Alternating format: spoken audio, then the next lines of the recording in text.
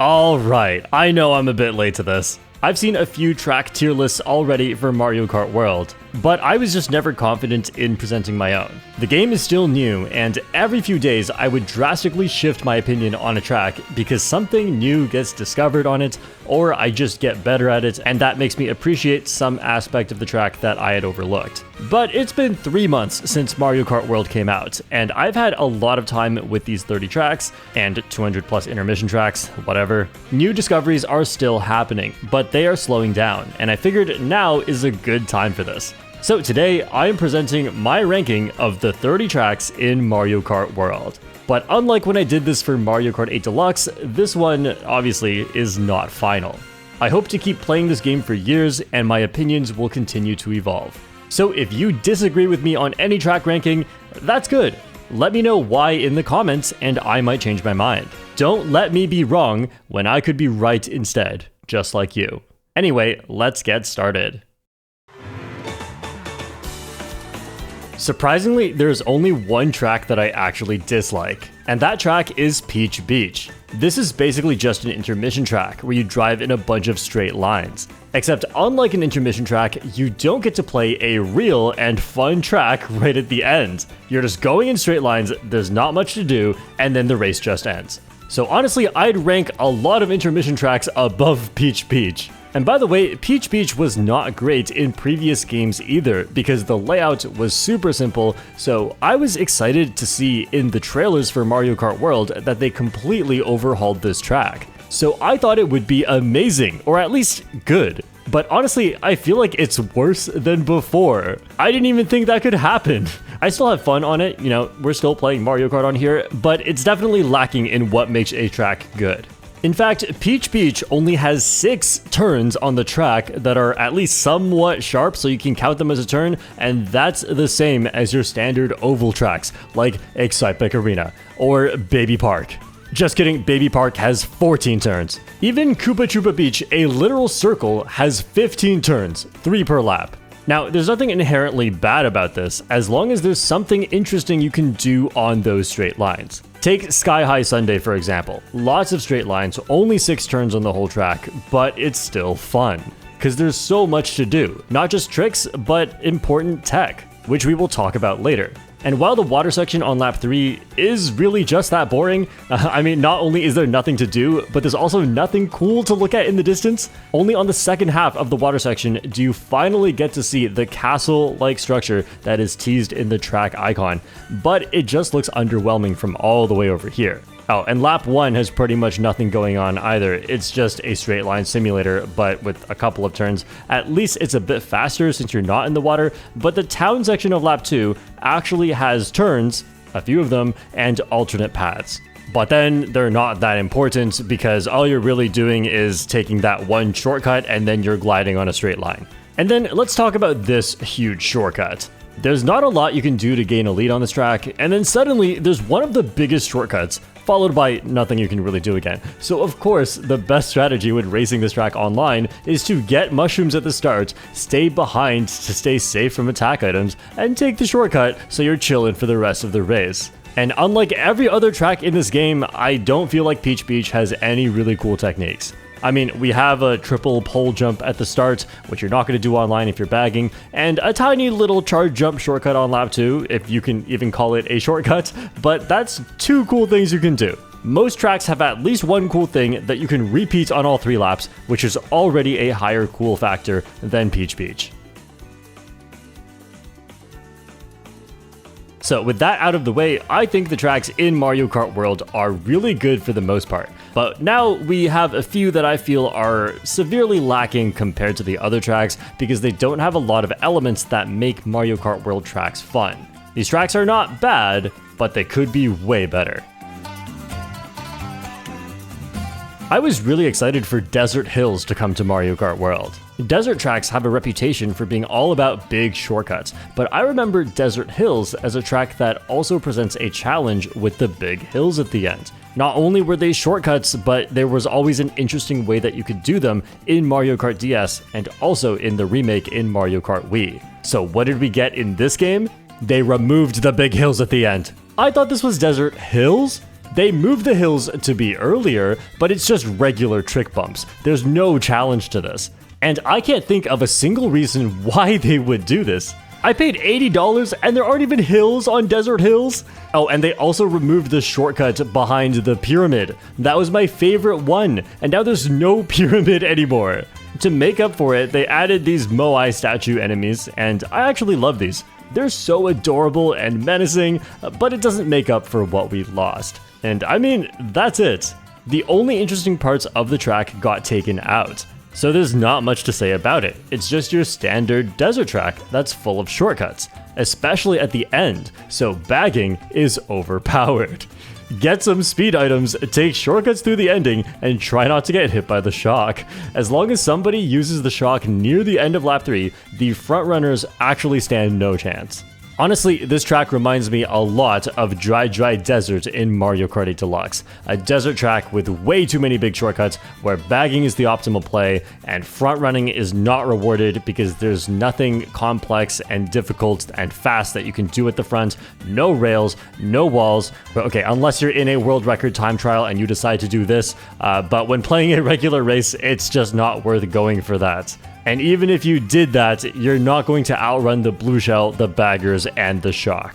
The track design is not that interesting in terms of aesthetics or in terms of functionality, and there's only one optimal strategy that is pretty easy and pretty degenerate. Now, if you know me, you know I don't hate bagging as a strategy. I think it's really fun and challenging, usually, to position yourself at just the right spot in the back where you're still safe and getting good items, but not too far back that you cannot come back and then make good item management decisions. Whether or not you choose to bag, you will often find yourself in the back when you play Mario Kart, so this is a fundamental and difficult skill in Mario Kart. So I am not ranking Desert Hills low because it requires bagging. In fact, there are a lot of tracks in this game that are very good for bagging, and I love them, and you'll see why later when I talk about them. Bagging can be fun, and bagging is not a bad thing on its own. I think Desert Hills is sort of fun to drive and get all the right mini-turbos, and it can make for really exciting endings. It's just unfortunate that if you want to actually win on this track, a lot of that is taken away, and bagging is not that interesting here.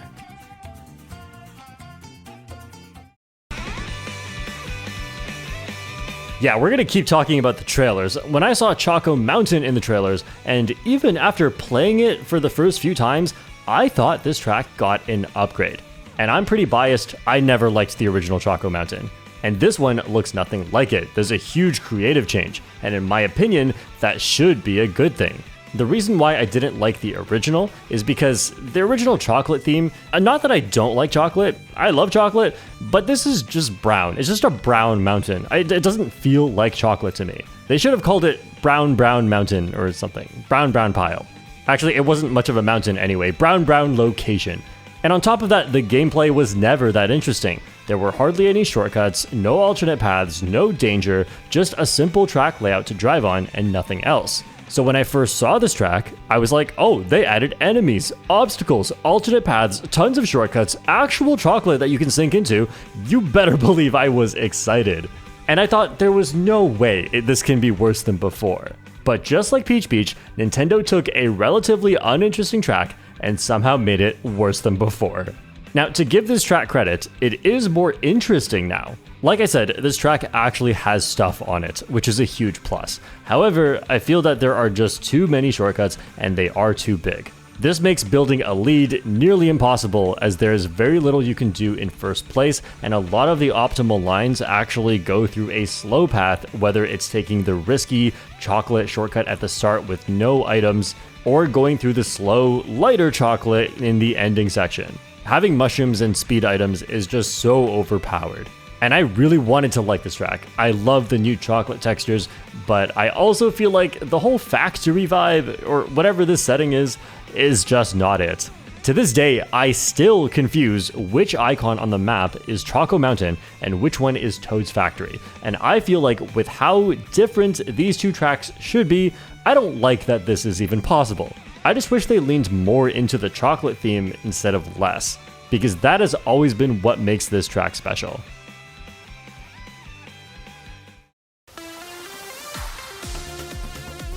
Koopa Troopa Beach has an extremely simple layout and it's really short, but at least there are 5 laps to make up for it. Regardless, it's still one of the shortest tracks in the game.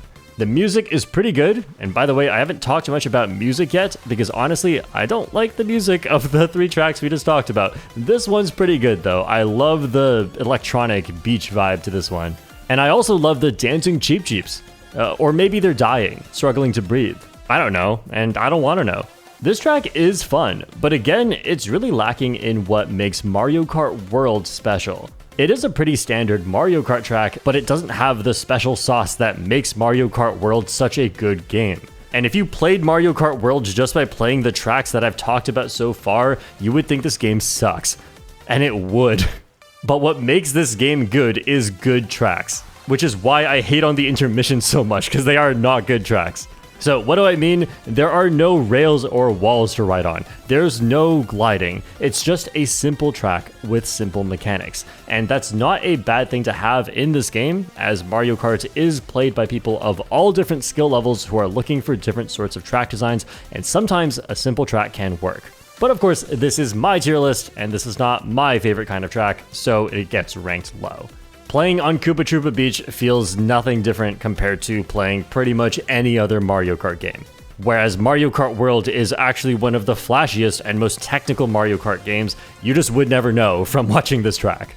Now, what I think does work about Koopa Troopa Beach is the decision making as you race. There are 3 shortcuts per lap for a total of 15 shortcuts, but they're all not that big. So the positions change a lot as you race, and it tests your ability to move yourself safely among other racers and choose which shortcuts to take and when, because you cannot take them all. And even just having simple turns like this rather than driving on a straight line really helps to spread the pack apart and make the race less chaotic. And here's what I mean. When there is a turn, there is an optimal driving line. And deviating from the tight line and taking a wide line instead is much slower. But if I know which path you'll take, I can easily hit you, making it risky, and this benefits players in the front. And because when you throw an item, it moves in a straight line, this actually reduces a lot of the chaos, making it so that if your item misses, it just misses. It's not going to hit anybody else. This is not the same as the straight line chaos on intermission tracks where items actually just don't miss because everyone is in front of you at once and items have very far range. And you might think with all these shortcuts and with how simple the driving is, that would make Koopa Troopa Beach a bagging track where you should stay in the back, get your shortcut items, and make a comeback on the final lap. If this was a strong bagging track, then that would negate a lot of the fun you could have while fighting for the front. However, I don't think this is a strong bagging track. Bagging can work, but there are multiple factors that severely nerf bagging here. Even though there are 5 laps, there are only 2 item box sets. So even if you get every item that you can on this track, you will get 15 items, which is exactly the same as most other tracks. However, being the second shortest track in the entire game, this means you will have less time for the shock to show up and for the blue shell to show up, and by the time it can show up, the race might already be over. It is actually quite common for there to be no shock on this track, making it harder to make a big comeback for the players in the back who can dodge the shock. So I know I'm praising this track a lot, but I'm really just defending it from why it's not actually that bad. It's just a little bit more interesting because the track doesn't have that much to offer. So even though this track is not that interesting, I at least enjoy all the little things that make it fun. And plus, there's also this really cool charge jump shortcut in the world record. It's not crucial to know this if you want to win, but hey, at least you can do a cool thing 5 times in the race. Take that, Peach Beach. Next up, we have the tracks that are just okay. These are the tracks that meet the minimum requirements for a Mario Kart track for me to really like them. And I'm excited to finally get out of negative territory and start talking about what makes these tracks fun. Like I said earlier, the tracks in Mario Kart World are so good, and I'm really happy there are only 4 tracks below this tier. And this tier only has 3 tracks. They're not revolutionary or even that special, but they definitely have just enough. There's really no other way to put it. Starview Peak has just enough to make me like it.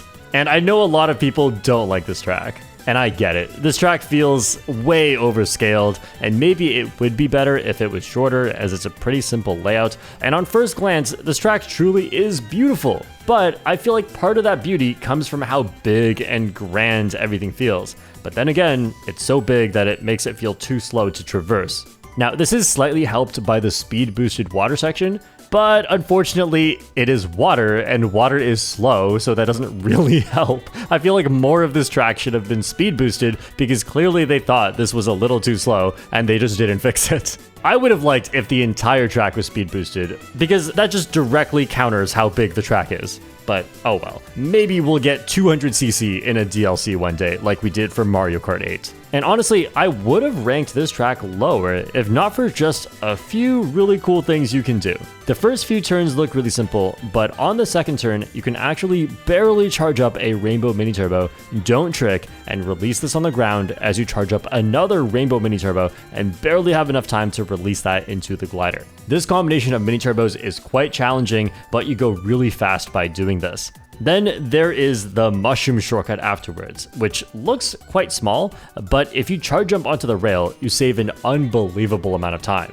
Not only are you taking a great line, you are completely avoiding the water by doing this. So a lot of the track revolves around taking this shortcut, but you only need one mushroom to take it. So most players are able to take it if you just fish for mushrooms, and the only player that actually can't is first place. And then there is the ending section after the shortcut, where staying in the water is slow, so you can instead precisely steer on the yellow edge of the road. But you have to be careful of being bumped off. And this is harder than it looks, and also involves an important decision of how risky it is. And all of that put together is just enough to keep me going.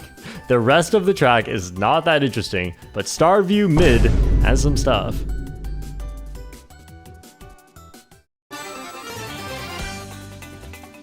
Dandelion Depths is a really strangely designed track. It has some walls and rails, but the obvious fastest path through the track by a long shot is just driving very simple. And as you've seen, this is a very common issue with tracks in Mario Kart World. Most tracks are not like this, but when I don't like a track, it's because there's not much of the new mechanics that make this game fun present in the track. And I find this to be very interesting because I've played Mario Kart 8 Deluxe for a long time, and this is not how I felt about a lot of the tracks. In Mario Kart 8 Deluxe, even some of the most boring tracks can be pretty fun if you're front-running because of the tech you can do with the mini turbos and the drifting, and drifting was just so interesting. But sometimes that was all you had. And in Mario Kart World, drifting got way nerfed into the ground, which that's a separate topic, but some of the tracks, if there's not too much to do, then it's just a lot more boring. However, the most fun tracks are by far way more fun. So that is the double-edged sword with this game, which is part of why playing on intermission tracks or just constantly playing on tracks that are not the best doesn't really show what is fun about Mario Kart World. And I think some of the best tracks in this game is some of the most fun I've ever had in Mario Kart, but let's get back to Dandelion Depths. We haven't talked much about water physics yet, and even though there is a water section on this track, getting the tricks here is actually very consistent, it's pretty fun, and you can decently avoid the water just by trying to take these parts that are poking out, the parts of ground, which is much faster.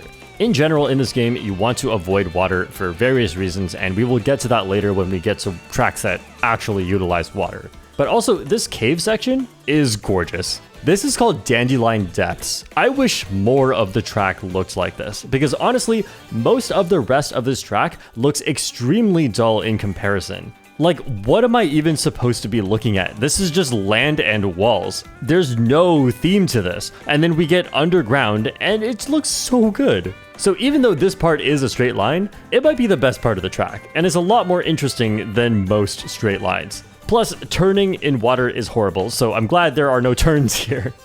But yeah, we'll get to water physics later. Now, for how simple this track is, one thing I really enjoy about it is how the pack of racers naturally spreads apart just enough and how that makes item play more fun. I mentioned this earlier as well, but just having some of these sharp turns really helps to spread the pack apart because by taking the optimal line, you can very likely get hit. And while this track can be pretty chaotic with the items, it doesn't feel like a lot of the item chaos is simply unavoidable. For For me, what's really fun about Dandelion Depths is item play. Attacking and defending, watching out for items and getting out of the way, and it just strikes that good balance where you can actually attack and defend but not feel overwhelmed to the point where whether or not you get hit is completely out of your control. And part of that is because the pack spreads apart very easily, so you only ever have to deal with a few racers at once instead of the unavoidable wrath of the entire pack behind you. Now, what I'm saying here is true for a lot of the future tracks we'll talk about as well, but Dandelion Depths feels like the spirit of an intermission track, but actually done well. Where the driving is very simple, it's a lot more focused on item play, but you have a fair chance to actually play. I like that idea, so therefore I like intermission tracks in theory.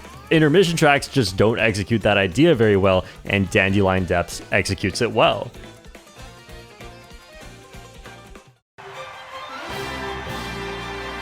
So I discovered something new about Peach Stadium that I didn't realize before sitting down to work on this tier list video, and I had actually placed Peach Stadium right next to Dandelion Depths on the tier list before I realized this. Peach Stadium and Dandelion Depths are kind of the same thing. Like, the way the pack spreads out with some of these sharp turns and it feels fair when you deal with items, it's not too chaotic.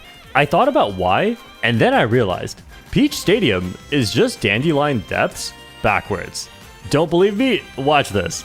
We start off with a huge shortcut, pretty much the only notable shortcut on the track. Then we head into a boost panel section, followed by a section that is mostly straight, except you can do some tricks and also hit other players more easily, an optional upper path which is slower but keeps you away from the pack, and then a turn with walls, and then a turn where you can fall off. And also a few rails close to the finish line that you really don't need to take. You see what I mean? Okay, it's not exactly the same, but you get the point. These two tracks function very similarly. The only difference is the placement of the shortcut being at the start or the end of the track. But I like them for similar reasons. They're both easy enough to drive that even a new player could play them pretty decently. There's not too much going on the track in terms of rails and walls, but I do feel like there's just enough in terms of your driving with drifting. I feel like item play works great on these tracks, and you cannot make too big of a comeback, so knowing how to play in the pack is pretty crucial. Item skills are greatly rewarded, but it's not obnoxious to the point where dodging items is impossible. Now, maybe one thing that sets Peach Stadium apart just a little bit is I really enjoy the feather shortcut that you can do at the end. And you can also take the shortcut at the beginning with the feather, so this gives you more options to get a lead for the top spots, especially first place, since first place cannot get a mushroom. So despite being pretty simple, I do like this track, and it has just a bit more going for it than Dandelion Depths, just by a bit. But definitely the worst stadium track in Mario Kart World. Next up, these tracks are flawed, but they at least are going for something interesting that most other tracks don't have. And so even though these are not the greatest tracks, I appreciate the risk that went into their design and they offer a unique experience. And honestly, I'll take tracks that are different and bold over tracks that are safe and simple any day. Because a lot of the tracks that have a really interesting design end up being some of the best tracks in the game. But of course, not every track design ends up paying off. So here are the ones that didn't quite make it up there for me. Mario Circuit was definitely a choice. There were a lot of ideas pushed into one, and honestly, with a little bit more thought, I feel like this track could have been a lot better. So Mario Circuit is a combination of Mario Circuit 1, 2, and 3 from the SNES, where each lap that you'd play here is just one lap from a different track from the SNES. Now, when Mario Circuit 3 showed up in the previous game, Mario Kart 8 Deluxe, it got a lot of criticism for being an overly simple design. Especially when you see how beautiful some of the tracks are in Mario Kart 8 Deluxe, that just looks a little out of place, doesn't it? And also, it was criticized for being one of the best bagging tracks in the game since the shortcuts were way too big. I mean, I personally liked the track, but I totally see why a lot of people don't like it. This version of Mario Circuit aims to address the issues of the previous Mario Circuit.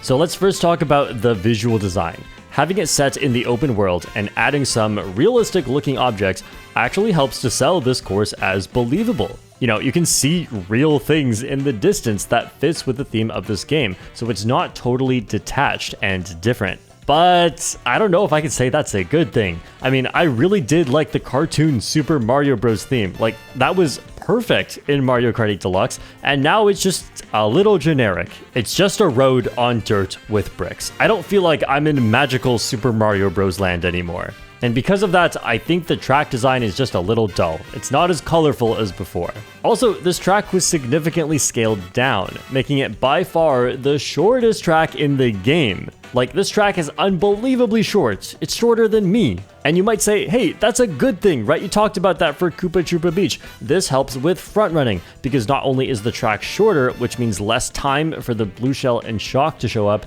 the turns are all sharper, which makes it tough for speed items to give a big advantage. Obviously, it's harder to take sharp turns when you're going faster. They also made the shortcuts smaller by making the walls come in closer to the track, which also has a secondary effect of creating a ton of really cool itemless shortcuts thanks to the new charge jump mechanic, so you can get onto these to take shortcuts. And in theory, I love all of this, because you'd think that a track like this would not be good for walls and rails and gliders, which is true, but the new mechanics of Mario Kart World still have use, and actually help to balance out the strategy of this track a bit more towards front running.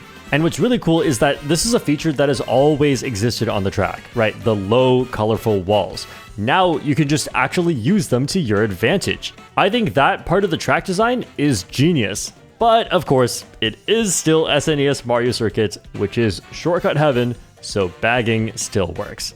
But it's not completely broken. And with how narrow the track is, bagging can often fail near the end because you were unable to push through the chaotic pack and dodge every item. Now, in terms of how races actually go on this track, I feel like this is the closest thing to Baby Park reincarnated. And love it or hate it, Baby Park is a very, very luck-based track. I feel like Mario Circuit is by far the most luck-based track in this game. With how short it is, the shock doesn't always happen, but sometimes it does, and it completely changes how the track plays out. And with the track being so small and everyone just pushing for the finish super fast right at the end, they're all tossing their items into this tiny little cramped space. It's not exactly Baby Park, but it is the closest thing I've seen. Often when I lose on this track, it feels like there's nothing I could have done. And when I win on this track, it feels like I didn't deserve it. And I mean, that's literally how Baby Park plays out. And it's such a short track that it just feels like it's over before it even begins. And I find myself sitting in the lobby in disbelief that we actually just played an entire race. It is such a weird track.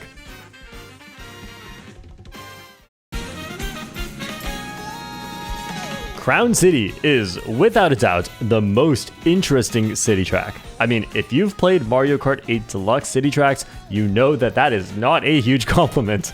Several months before Mario Kart World came out, I made a video going over everything I wanted in the next Mario Kart game. And one of the things that I said was I want a city track that actually takes you through a unique Mario Kart experience, but just set in a city. Like, don't have the city take away from my fun. Just put fun in a city. It's not that hard, right? Because there's so many things you can do with it. I said I wanted to fly across buildings. Crown City has that. I said I wanted to play at night. Crown City has that. I said I wanted a variety of different paths. Crown City kind of has that, depending on the intermission you play leading up to it. But we're not really talking about the intermissions today.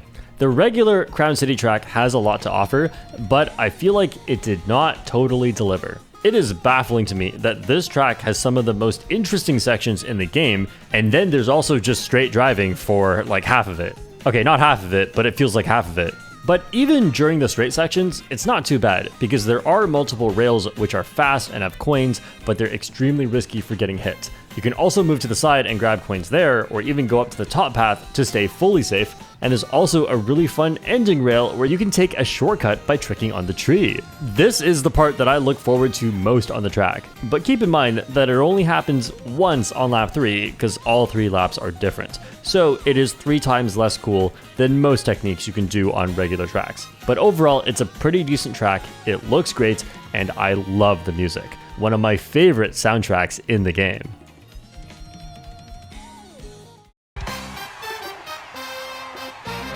Toad's Factory in Mario Kart World is definitely a downgrade compared to the version we got in Mario Kart Wii. Now, I know what you're probably thinking, this is the 4th track that this guy has said is a downgrade. You are already typing out a comment for me to take off my nostalgia blinders and be open to change. But just keep in mind, we are still in the lower half of this tier list, so of course, the tracks that got a downgrade are all showing up here. Don't worry, I think the majority of remade tracks in Mario Kart World are far better than the original, and we will get to those soon. But Toad's Factory is not one of them. I mean, the music is awesome as always, and the colors are a lot brighter than before. Plus, not too much was changed in this version. In fact, lots of cool stuff has been added. Especially that double rail shortcut at the end, or I guess there's more rails after that too, and that's just such an awesome shroomless shortcut that you can take. So why would I say that Toad's Factory is worse than before? Well, it's pretty simple. 24 players, 2 item slots, 4 item box sets on the track, lots of attack items, narrow road, walls. Yeah, Toad's Factory is too small and has too many walls for all the items to bounce off of, so being in the pack is actually unplayable. Like, I'm serious, there are very few tracks in this game where I would use the word unplayable, but this track is one of them. It's not uncommon to get hit several times and somehow barely lose positions because the exact same thing is happening to everyone else, except for the one person in first who doesn't have to deal with any of that. But of course, first place is not safe either because there are so many items on this track that someone's gonna pull a blue shell at some point. And then the shock comes after the final item set on lap 3, and you're right next to everybody. So the people who win the race are just whoever got lucky at the start and got into first, or whoever got lucky at the end and dodged the shock. Okay, it's not that bad all the time, but a lot of races on Toad's Factory play out like this. If you've been playing a lot of Mario Kart World recently, you know what I'm talking about. Toad's Factory is just different from the other tracks. You really don't know what position you're going to end up in until right at the finish line. And now with that being said, I do enjoy the new additions to this track. There's a wall at the start where you can get coins and an extra item. There are a few rails on the track that you can take to just go a little bit faster, especially the ones at the ending for the shortcut. The thing is, just from time trialing Toad's Factory, you would never guess how insanely different it is to play this track online. It was definitely a risky decision from Nintendo to make a track like this. Like, if you were going to double the player count, why would you make the track smaller and still make it have one more item sets than every other track? It's hilarious and maybe you enjoy that, but I think it is flawed. Plus, we lost the cool shroomless lake shortcut from Mario Kart Wii that was just so iconic, and now it's just a completely normal mushroom shortcut that doesn't give me that same hit of dopamine. Honestly, it feels like Toad's Factory was designed before the dev team realized that there were going to be 24 players in this game. Whereas Crown City was clearly designed for 24 players. And that's actually a common difference in the tracks in this game that I think is very strange.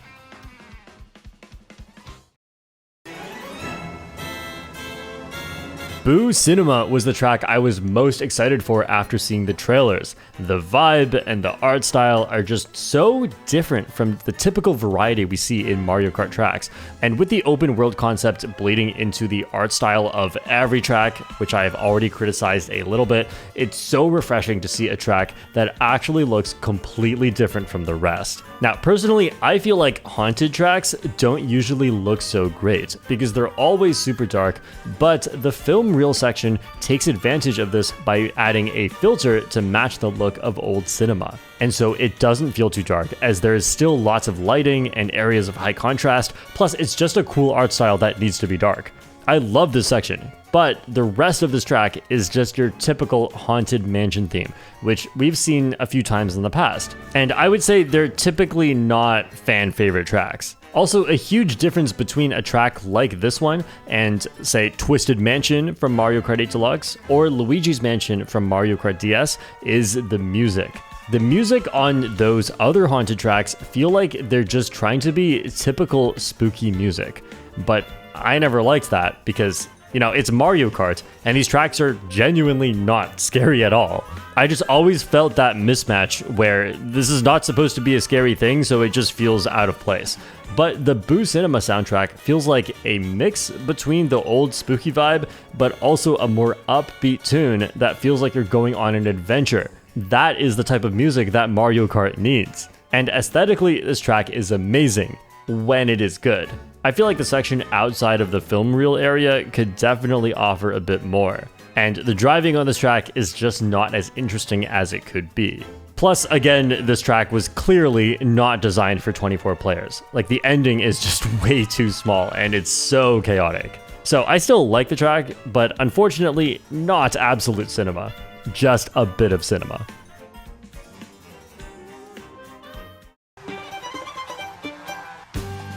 Now, for some reason, Moo Moo Meadows keeps showing up in Mario Kart games. And when I made my last tier list video for Mario Kart 8 Deluxe, a lot of comments disagreed with me putting Moo Moo Meadows so low.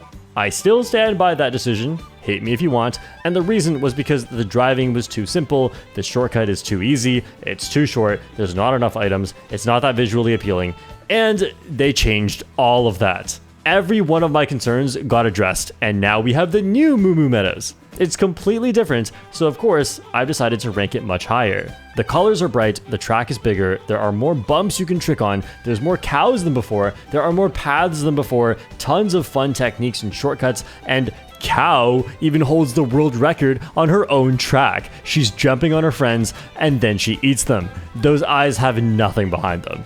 Now, it's not all good though, because in drastically changing Moo Moo Meadows, this track also switched from being one of the best front-running tracks, where comebacks are impossible, to one of the best bagging tracks. The shortcuts are just so important, and I think bagging is a lot more overpowered here than it should be, and the shortcuts could definitely have been toned down a bit. I mean, this one where you jump onto the tree is really fun and quite difficult, but it just saves so much time, and it's only one of 3 huge shortcuts on the track. So in correcting the flaws, I definitely think that Nintendo took Moo Moo Meadows too far in the other direction, but I still like it much more than before. However, I wouldn't blame you if you like this one less.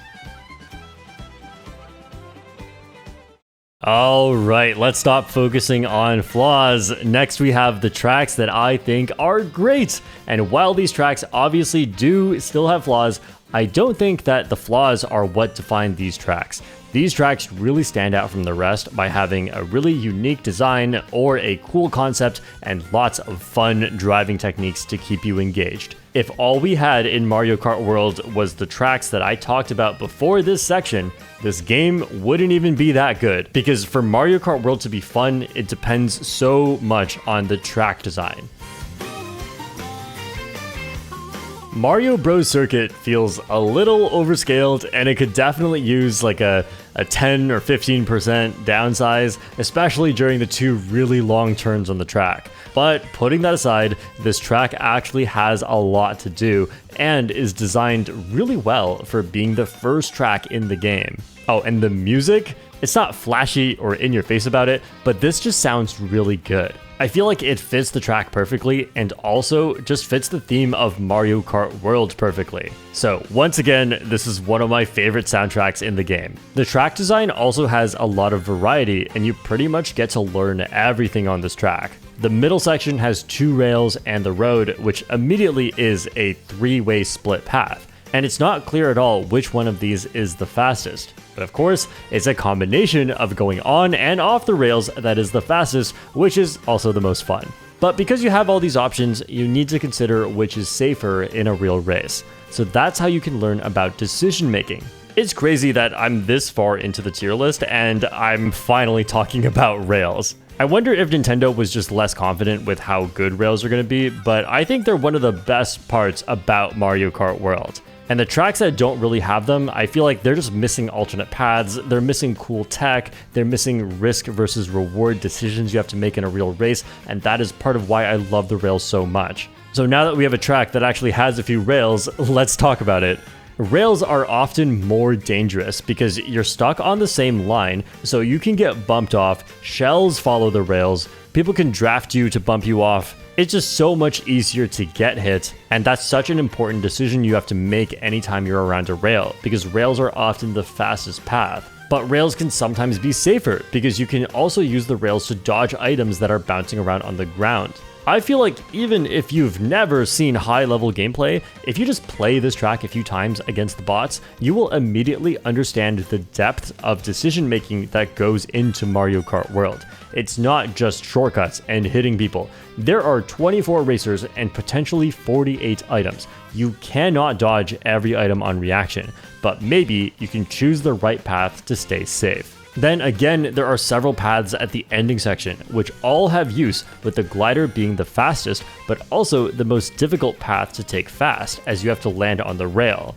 Then at the start, there's again a split path, this time with a shortcut onto the rail, or stay a bit safer by taking a mushroom shortcut on the bottom, but you will have to use multiple mushrooms, or take the regular path on the road, which gets you an item. That's actually very interesting decision making because every path has a unique use. And I feel like this type of track design is when Mario Kart World is at its best. And that's not even to mention how technical Mario Bros. Circuit is. Getting some of these extra tricks on the rails is actually very difficult, and you can take the beginning shortcut with a mushroom or with a feather to get around the tires, or you can do it with a charge jump shroomless if you do it just right, but it's so risky because someone else can take out this board before you get there, or you can just get bumped and you don't get to take it. I just think that this is honestly one of the more difficult tracks in the game, and even though it looks simple at first, this is one of my best tracks, and I feel like it's because I've played it enough times to get very familiar with all the interesting and complex decisions you have to make.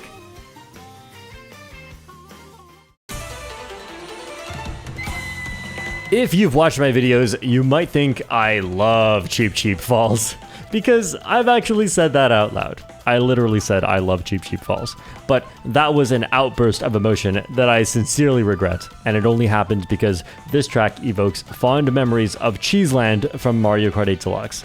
It's not my fault, but Cheep Falls is so funny. There's almost nothing you can do for the first 3/4 of the lap, and then right at the end, they toss two of the biggest single mushroom shortcuts at you.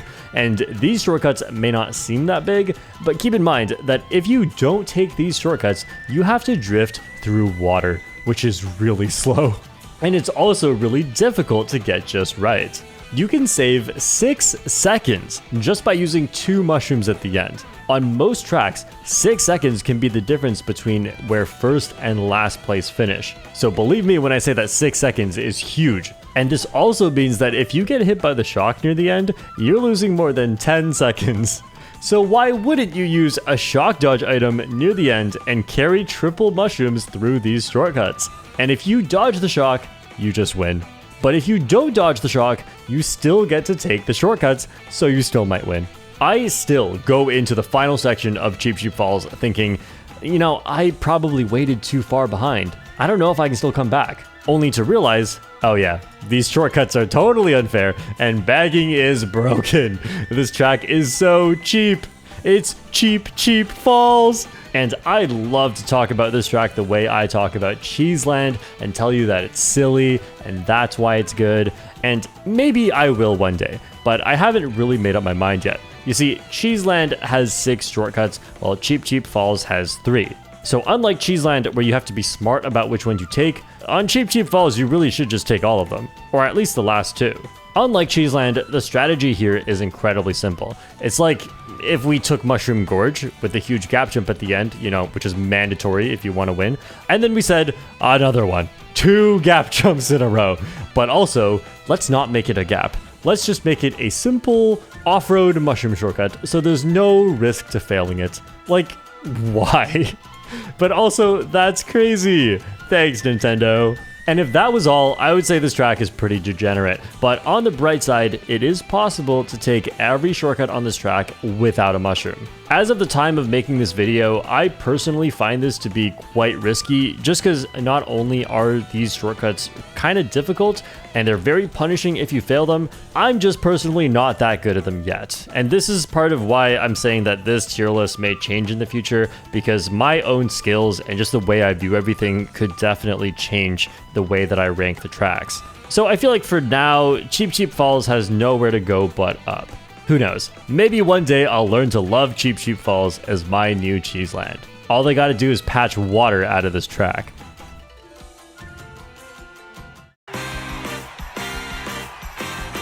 DK Spaceport is just a really fun and well-executed concept. Honestly, if I just played Mario Kart very casually, I think I'd rank this track near the top.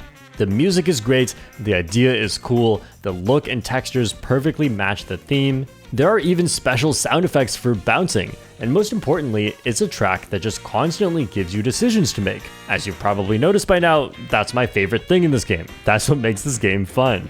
It's very easy to see all your options for which path to take, and you can see the benefits and downsides of them, whether it's to stay away from items, or to get coins, or to be as fast as possible. You also have the option to take a shortcut on every turn, but you still have to plan your item use, because you take the shortcut using an item from the previous shortcut area. That's just enough thinking and creativity involved when you play this track. And yes, there are a lot of straight lines, which invite chaos, but also the straight lines themselves have alternate paths, so you can still be smart and dodge items. And because you only need one mushroom or one feather per shortcut, the frontrunners can often take the shortcuts and maintain their lead.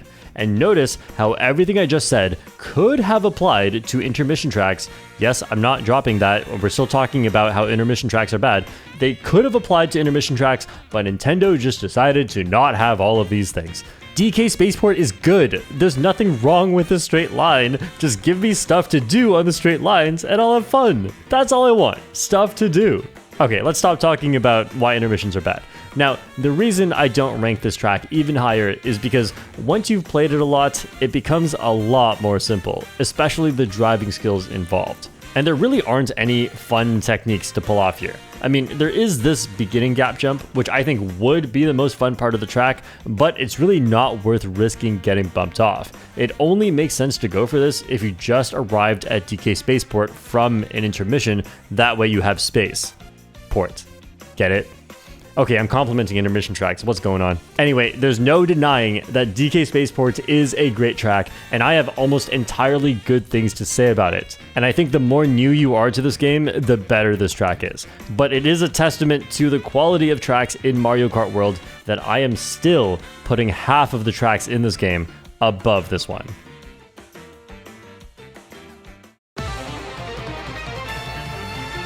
Wario Shipyard is an iconic track, and honestly, I thought they gave it a big downgrade going into this game, because now instead of going underwater, you drive on the water. That makes the track function a lot differently, and it would be good if water physics was fun, but it's not fun. Especially trying to hit tricks on water that is just not wavy enough. It's pretty much just luck. And that makes me so mad when I'm trying to get these tricks and I'm just getting airtime instead that slows me down. Like, I'm trying to go faster, but I'm getting unlucky, and so I'm going slower. I don't think that should be in this game. Oh, and just being on water in the first place makes you a lot slower than being on ground. So I get to spend more time being frustrated. Nice!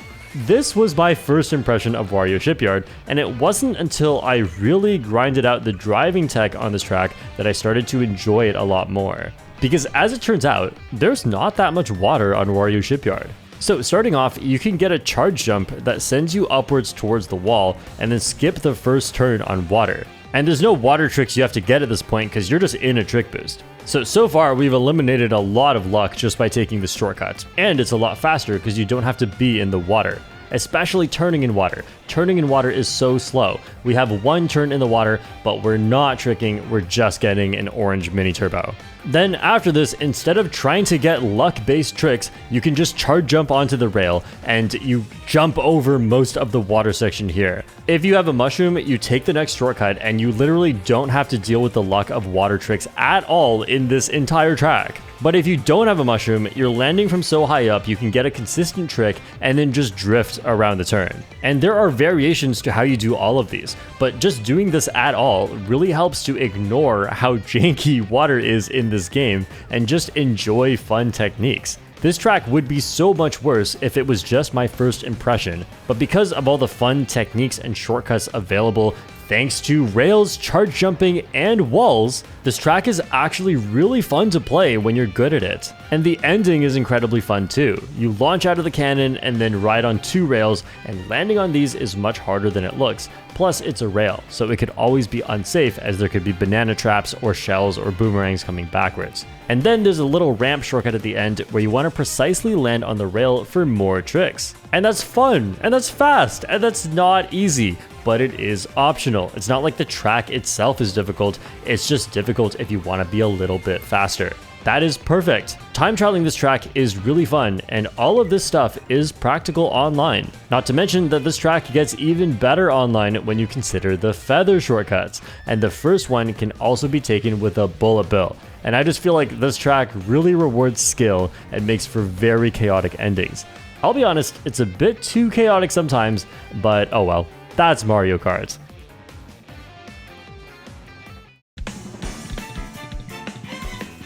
Sky High Sundae was one of my lowest ranked tracks in Mario Kart 8 Deluxe, which by the way was not a controversial opinion. And honestly, I may still hold some of that bias, I'm not sure. Maybe this track could go higher, but I've just spent years thinking this track is boring, and that may be affecting my judgment. Especially the music. Like, why did they barely change it? I still get boredom flashbacks. Okay, let me explain. In Mario Kart 8 Deluxe, Sky High Sundae was a glorified oval, where the only technique available to you is to press R to trick. Like, that's literally it. That's the whole track. But now, it's way more interesting. There is a rail at the start where you can take a pretty precise line to grab a bunch of coins. There's now an off-road chocolate shortcut with a pretty fun landing afterwards. There's this precise little technique from the rail onto the peak of the road. The world record doesn't even do that anymore. It does something else that's also just as fun, but I'm not really doing that yet. I just have a clip of the old one. And then getting consecutive tricks here while grabbing coins is actually harder than it looks because of how the game locks you into a direction while tricking. So even though it may look a bit similar to the old Sky High Sundae just on the surface, when you actually play it, it is very involved and quite difficult. Then you want to land on the rail afterwards for more tricks, and of course we end the track with such a fun wall ride shortcut, with the bonus of making for fun decision making because you can get hit off the track here, so it's quite risky. And that's not even to mention the little box shortcut that is rarely worth going for, but it's there. And there's also this alternate path at the bottom, which you should never go for. Like, I actually cannot think of one reason why choosing this path would be your best option, unless you knew for sure a shock was coming and you wanted to dodge it in the glider. Anyway, there's just so much fun stuff to do on Sky High Sundae now. The track design is much more involved, and there's this theory going around that Sky High Sundae in Mario Kart 8 Deluxe was not done. Like, they just released it and they were like, yeah, we have it in Mario Kart World, let's just put it here but bad, and then we're gonna save the actual version for Mario Kart World. Honestly, that's a pretty good theory, because I don't know why they would design a track that was so boring before that it is still changing my opinion of it to this day. And again, this track is mostly a straight line. I still don't think that's ideal, but it's fine because it's a straight line with fun techniques and alternate paths. That's all we want, Nintendo. Straight line or not, just make it fun. Like, the existence of Sky High Sundae, DK Spaceport, Crown City make me feel like the intermissions were just not complete. They just didn't finish Mario Kart World. Like, Nintendo wanted to make an open world, but then just never finished it. Like, the intermissions could be so much more fun, and people leave comments telling me that it is more fun, as if that's true, because, like, you'd think they should be, but then you go play them, and then they're just not. Like, it's such an obvious design choice that even people who don't play the game think it's true that the intermissions have this stuff, but they just don't. Sky High Sundae is a straight line, and it's great. Koopa Troopa Beach to Peach Stadium is a straight line, and it's bad.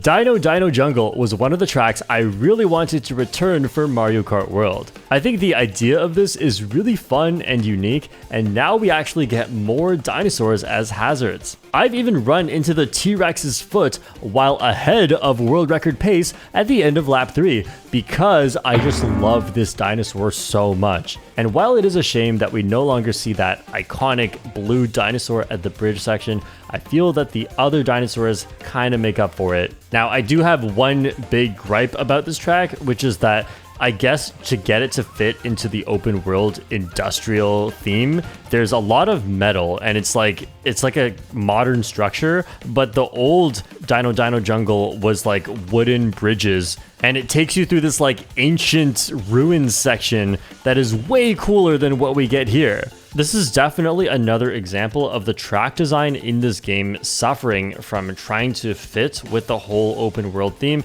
Although, I don't know, I feel like this is just lazy, right? Because Boo Cinema doesn't fit with the open world theme, at least for half of it. Sky High Sundae doesn't make any sense here, but it still exists in the open world. And then Dino Jungle and Choco Mountain just got their design completely eaten up by trying to be as modern as possible. I just don't think that makes sense, and this definitely could have held the old vibe that it had.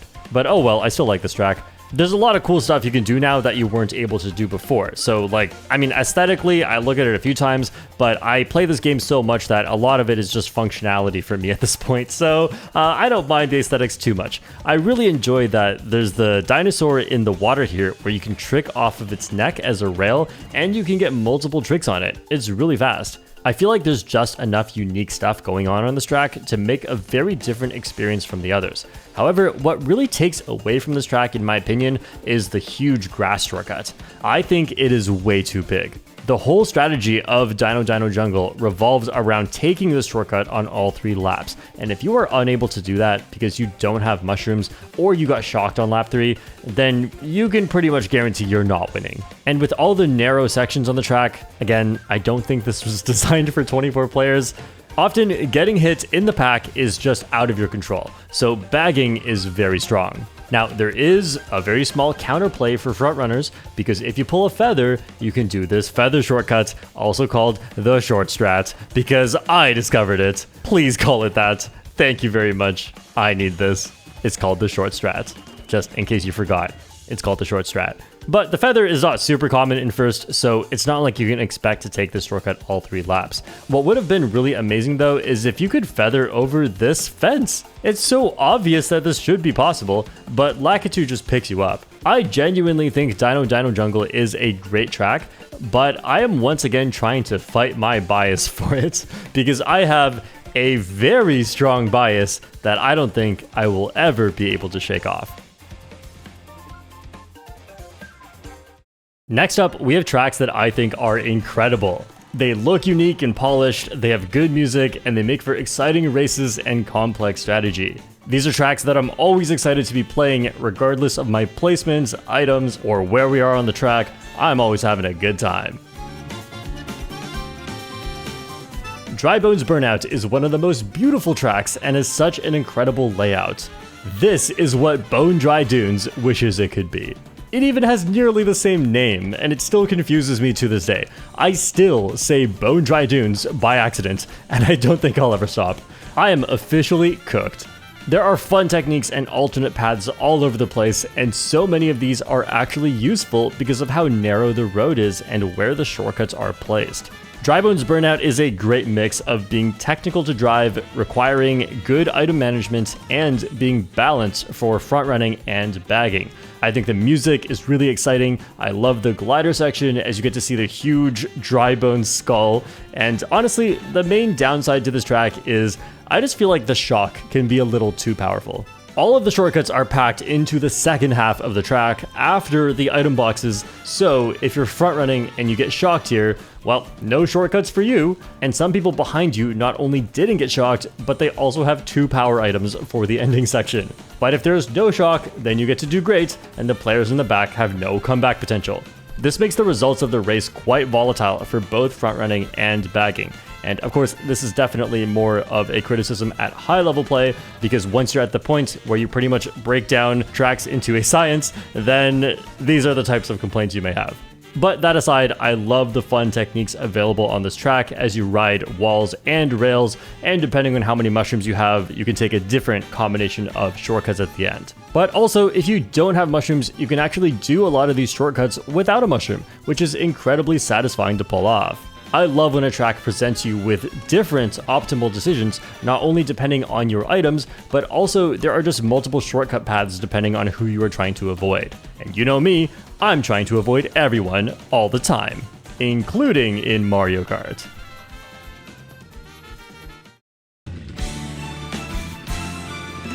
Mario Kart World has the most special version of Rainbow Road in Mario Kart history.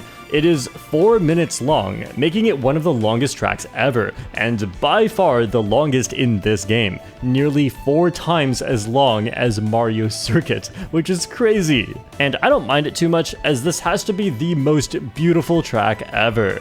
Each section has a different road texture, the decorations on the track are gorgeous, the water section doesn't even make sense, but hey, it's probably the most beautiful part of the track, so I don't care.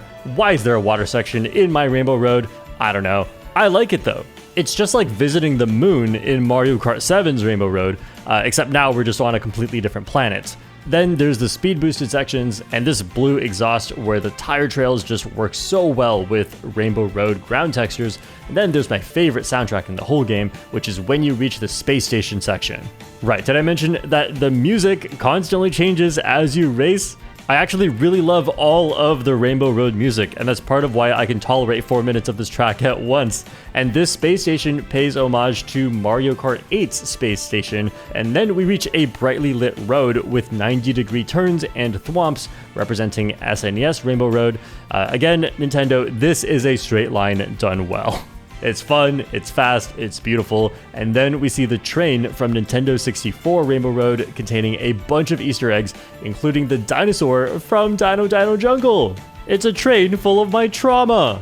And we've seen a few split paths, which remind me both of Wii Rainbow Road and Wii U Rainbow Road. And of course, the long speed boosters, which we've seen on the Rainbow Road for GameCube and DS. I love all these references, but I really hope we'll be getting some retro Rainbow Roads in a future DLC, because I'll be mad if this is the only Rainbow Road we get. I mean, how long do I have to wait for DS or GameCube Rainbow Road? And okay, this Rainbow Road is great, I love racing on this track, but if I race here more than twice in 1 hour, I'm going to be a little annoyed. It's just too long. Like, did the final lap really have to be a fake out and we have a second final lap?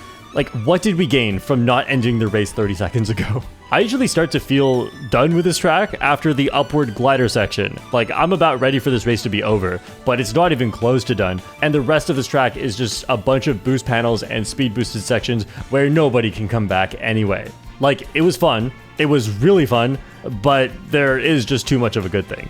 I don't think this track would be any worse if we just cut out a few redundant sections and dropped it from 4 minutes down to, say, 3 minutes. Right, Mario Kart 8 Deluxe's final track was Wii Rainbow Road, the longest track in the game, and it was just under 3 minutes, so I think this would be the perfect length. But I must admit, playing Mario Kart World's Rainbow Road for the first time was an out-of-body experience, and the length really was perfect for that purpose. But the more I play it, the more the length really shows, and I hope I don't rank it even lower in the future. We'll see about that.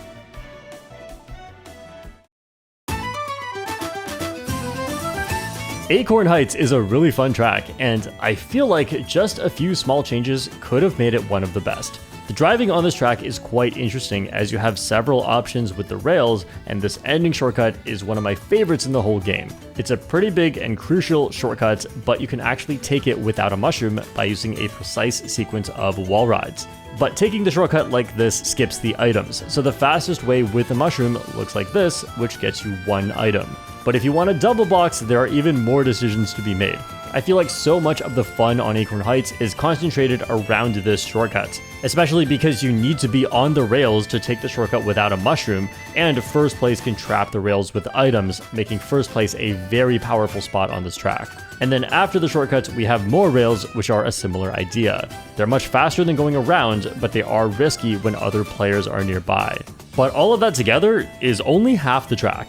The first half has significantly less going on, and I find myself just waiting for the second half to activate my brain again. And while saying that half the track is one of the best tracks in the game may not sound too bad, what often happens is you can't even spend the fun half of the track doing all the fun stuff, because rails are inherently unsafe due to bumps and items. So half the time, this section isn't that fun either. I love rails as a mechanic, by the way, nothing against them. I just feel like there should be better alternatives for when you don't take the optimal rail that saves so much time. It doesn't even have to be a fast alternative, I just want it to be interesting.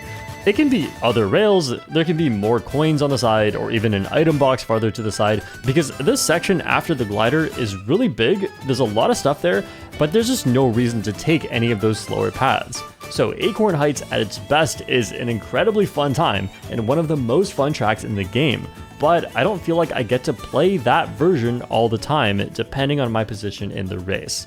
Acorn Heights? More like Beacorn Heights.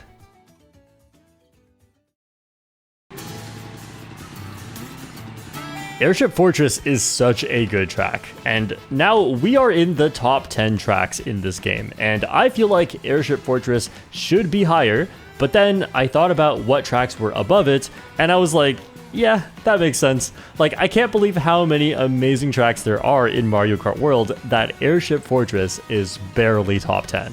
Now, I thought this was something like a top 5 track when I first learned how to play it, because time trialing this track is pretty amazing, and also it looks incredible and the music is so good. The track has very distinct sections and is one of the best tracks for how it uses rails. The rails are a thrill to take and actually quite difficult at first, as switching between the rails and timing each trick perfectly can easily launch you off the track if you're not quite precise enough. I love this, and I love rails in general, since they always make you consider the risk and reward. The spiral section is also very fun and precise, and it feels so good to get just the perfect line and cleanly exit the tower by memorizing where on the wall to look so you know when the spiral's about to end. And then you can do a mushroom charge jump shortcut that cuts a gap, and that sends you right back onto the beginning rail.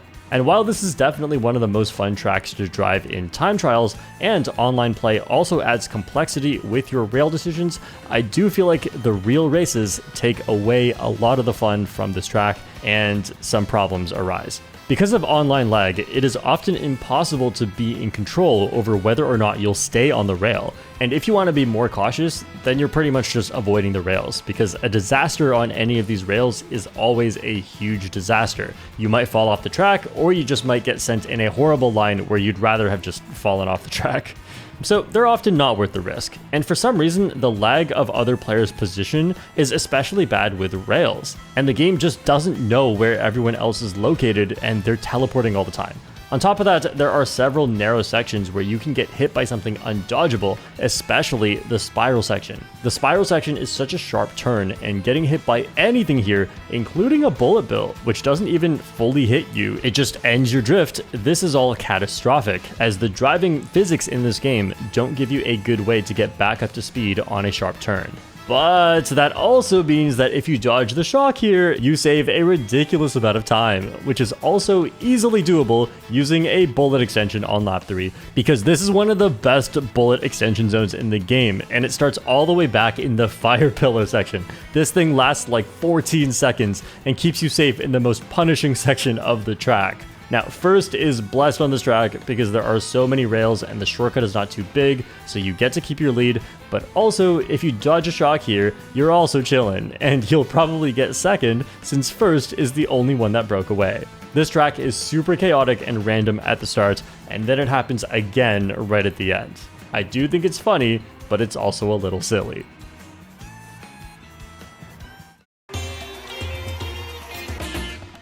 Shy Guy Bazaar is such a big upgrade over its past version. Okay, the Bazaar section is not amazing, in fact it's pretty boring, you just drive in a straight line, but the rest of the track is awesome. As soon as you exit the Bazaar, there are 2 insanely sharp turns, and taking these well can save you so much time, but it is really difficult. There are 3 different paths at the end, with the rails being fastest and having coins, but also being very risky. Again, perfect for real-time decision making. The final shortcut is really fun to take, and you can also do it without a mushroom, which leads you straight onto the rails, which you can take to extend your lead and avoid the Bazaar section entirely. These rails make Shy Guy Bazaar so fun. And if you take the rails, there is no Bazaar. The track is just called Shy Guy. And this has become a common theme, where the rails are powerful, but they are the more difficult path. They're risky, and they reward the players at the very front, or those who can manage this risk and make a good decision. But often, you need to stay off the rails, because it is just not safe.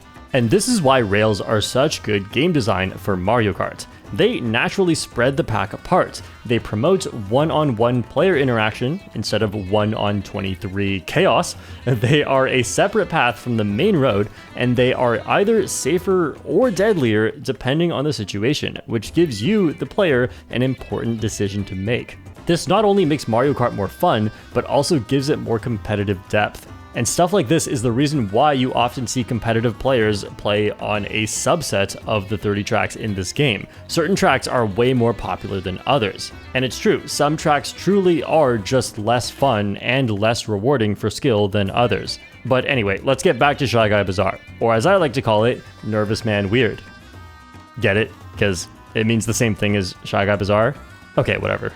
The rail section at the start is cool for all the reasons I described, but you also get one less item box. But you can do this rail section in a much more difficult way that saves even more time and skips another item box. Honestly, I can't tell how intentional this path is, but there are at least 5 more intentional paths on this track through the Bazaar section that are just useless, but Nintendo put them there anyway. So this type of complexity is exactly what gives players the creativity to find cool shortcuts and use them to create interesting race dynamics. So I'm really happy that they put so much complexity into the design of this track. If only Koopa Troopa Beach had the same treatment. The only downside of this track is the glider item set at the end is very punishing if you get hit, and the entire ending on lap 3 is just complete and utter chaos. But like, that's fine. I don't really care that much. This track is nearly perfect, and so is every other track ranked above it.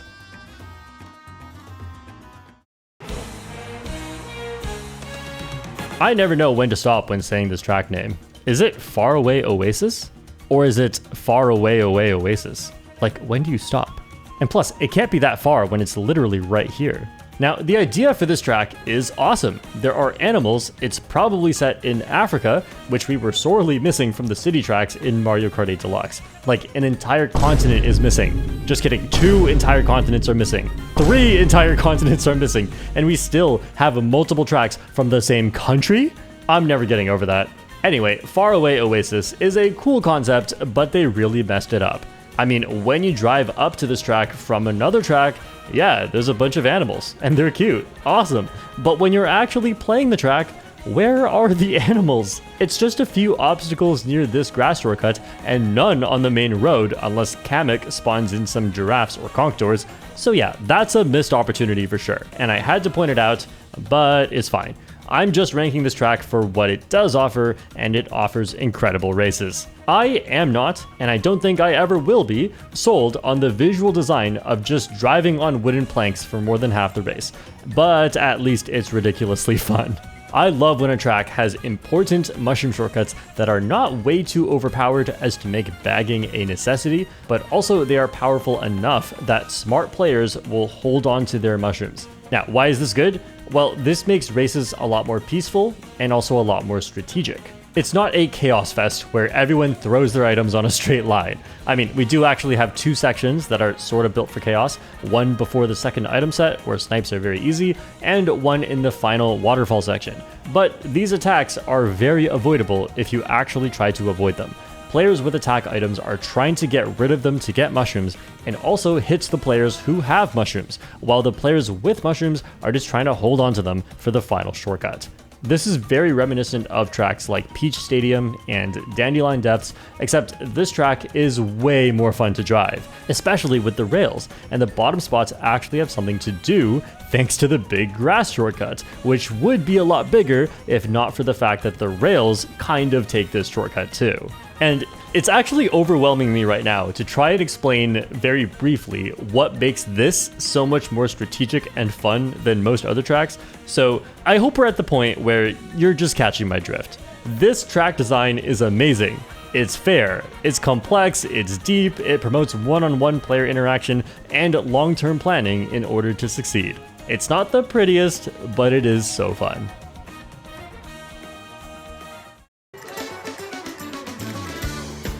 Salty Salty Speedway takes the cake for the track with the biggest glow up from the start of the game until now. I mean, the track itself hasn't changed, but for anyone who has played this game a lot, I'm sure you know what I'm talking about. I thought this would be one of the worst tracks, as it's awkward to drive with all the turns in the water. It's pretty much the only track that forces you to deal with a significant amount of water, so when I still didn't know how to play it, you can bet I was salty. But now, this track is fresh Speedway, because it's actually really fun and quite complex. In just the first 1 second of the track, you already have several options. You can charge jump to the left for the fastest path, but you risk getting bumped by other players doing the same thing, or you can charge jump to the right to grab coins and be safer, or you can stay in the water. Then after this section, once you get back to land, you can either charge jump onto the wall, which leads to the upper path, which is a difficult maneuver to pull off, requires even more difficult tech afterwards, and leads into a trick off the pole and tree for the fastest path available, but presents tons of risks with other players around you. Or you can take the bottom path, which also has more coins, you're more likely to get an item, and you can take the other shortcut here, where you mini turbo trick onto a different pole to ride this little ledge. And right after this section, you have even more options. You can either take the water stream, which is the fastest, you can go to a bit of road on the left or right to dodge items, or you can take the upper path for more coins and a glider to keep you safe. There are just so many paths all over the track, and you think that's it, but it's not. There's a very short straight section after the final items where using the rear view and dodging items is crucial. Then we have the final shortcut. It doesn't look that big, but because you take this turn on ground instead of in water, it's way faster. Normally you'd want to mushroom through the boxes or use some invincibility item, but if someone else breaks the boxes first, then you can go through for free. Or you can break the boxes with a super horn or shells, or you can even get around with the feather. It's such a cool shortcut that has varying difficulty depending on how you take it. This whole track is a very tech-heavy split path simulator where every single path has its own pros and cons in terms of speed, resources, difficulty, and risk based on what other players around you are doing. It's so complicated and difficult, but every single path is useful, and that's part of the beauty of Mario Kart World. 24 players, let's be real, is way too much. But if you can have so many alternate paths, then it's manageable. And there are always several paths available at any given time, as long as you know how to take them. This track is definitely not that good until you are really good at it. Then you can start to see what this track actually has to offer. And the skill ceiling on Salty Speedway is astronomical, as it's not just about whether you can do the advanced techniques that get you onto those paths, but it's also about being aware enough about your exact circumstances in the race so that you can make the correct choice of which one to take. And the only bad thing I have to say about this track is that a lot of the items you can get don't really become useful until the ending shortcut, since you can take all these paths itemless. Before we get to my top 5 tracks in Mario Kart World, I just want to give an honorable mention to some of the intermission tracks that we did not go over. Of course, most of them are not nearly as interesting as the regular 30 tracks. They're usually just mostly a straight line that ends in one of the regular tracks, but there are a few that I want to mention because they are different in their own way. Daisy's Palace is the unofficial name given to the ending track of 2 intermissions, Wario Stadium to Shy Guy Bazaar and Airship Fortress to Shy Guy Bazaar. While this track takes place in Shy Guy Bazaar, it is actually the Palace section, which you don't normally have access to outside of free roam. So it's just the 31st track in this game, except you cannot drive it on its own. It's just a secret locked behind 2 out of the 200 plus intermission tracks. And I haven't played this one too much. In fact, I don't even have the layout memorized, but in my opinion, it seems really cool. There are a few shortcuts that aren't too overpowered, lots of sharp turns for optimizing drifting, the palace looks really nice, and you get to ride the rails of Shy Guy Bazaar. This track would have been awesome if only you didn't have to play the long, boring stretch of road that leads up to it. Some intermission tracks are alright, this one is really, really boring. So yes, these 2 intermissions have a cool novelty behind them, but does that make them actually good? In my opinion, no. However, I'd love to see Daisy's Palace become its own track, and just in general, having other layouts take place on the same base track is a really cool idea. Hey, wait a minute. Crown City has multiple final layouts depending on which direction you come from, and that is perfect for a city track. I mean, the whole point of a city is that there are multiple ways you can drive through it, but unfortunately, I think all of them are not that cool. I'm at the point where I've memorized the layouts of all of these, and none of them are nearly as cool as the regular Crown City. Maybe if we could just play lap 3 of Crown City, that would be nice, but all we get is lap 2 as its own ending to an intermission, and some other unique variations that are too focused on the ending shortcut. But at least it's not as bad as the worst track variation in the game. Peach Stadium has a variation that is actually just the worst. It's just a rectangle! No shortcuts, no techniques, literally just a rectangle. You think straight lines are bad, but have you seen rectangle? And what's even worse is that this is one of the versions of Peach Stadium that shows up in the Grand Prix mode. Like seriously, Nintendo, you hide Daisy's Palace behind a random intermission that many players are never actually going to see, but you make Peach Rectangle a mandatory track as every player's first impression of Peach Stadium? What? That makes a Nintendo amount of sense. Now, speaking of track variations, Mario Circuit has 3 sections, one for each of its 3 laps. And depending on which intermission you play leading up to it, you could end on just one of the laps. Each one is a different layout from SNES Mario Circuit called Mario Circuit 1, 2, and 3. Nintendo was very creative back then. Now, I don't think I need to explain why Mario Circuit 1 is pretty boring. I mean, just look at the map. Plus, the whole track is a shortcut. At least it's not that long, so you could get lucky and front run it, but Mario Circuit 2 is complete degeneracy. The whole track is a shortcut, and one golden mushroom is enough to take you into a massive lead in first. There's actually no point doing anything else because no amount of lead can withstand the barrage of golden mushrooms at the end. But ending on Mario Circuit 3 is pretty cool. That's all I have to say. I like this one. And there is one more type of track variation, which is a backwards track. There are some tracks that you can play backwards in an intermission track race, like Mario Bros. Circuit, or Wario Stadium, Koopa Troopa Beach, DK Pass, and probably more that I can't think of right now. Unfortunately, I don't think any of these tracks are necessarily better backwards, especially not Mario Bros. Circuit. Putting that massive shortcut at the end of the race just makes it so broken. But DK Pass backwards is pretty cool though, I will admit. Ghost Valley is a group of tracks from the SNES Mario Circuit, just like Mario Circuit. And there's Ghost Valley 1, 2, and 3, and these layouts are placed outside of Boo Cinema. Honestly, I love this, and this makes some of the intermission tracks going to and from Boo Cinema a lot more playable, and they actually feel like real tracks. I mean, at least for a small part of it. I can see why we didn't get a Ghost Valley track, as I've always thought they were visually a bit dull, so at least this is a cool bonus. And I guess I'll mention it, DK Spaceport to Peach Stadium is just the worst. It's one of the longest intermission tracks in the game. It's almost entirely a straight line in water, which makes it even slower, but it has these cool boats that you can ride if you're in top 2.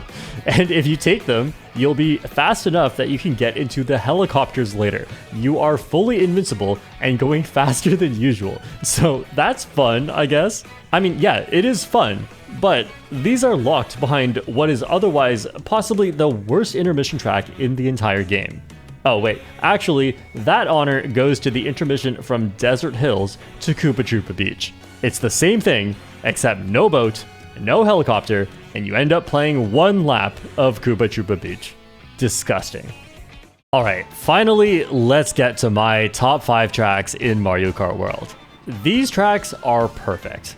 And I don't necessarily mean that they have every single element you want in a track, nor do they do everything perfectly. No, what I mean is that these tracks stand out so significantly in their strengths while having no considerable flaw that brings them down. I don't need a track to be perfect in every way. I simply love when the track gives me that perfect Mario Kart experience.